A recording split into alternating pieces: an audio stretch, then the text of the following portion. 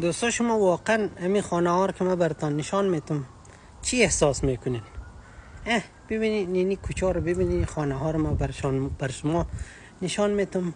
واقعا شما از این ویدیوی من چی برداشت میکنین از لندن؟ و این ویدیوهای من دروغ نیست. ببینین در این خانه ها کلان آدم زندگی میکنه. ببینین این احساس نکنید که خانه ها خالی است. این خانه ها کلان پر است و این خانه ها هم اگر بعضیا بیاین تازه همین هم گیرتان نمیایه. و اینی هم پارک منطقه ماست. ببینین اینی منطقه پارک ماست.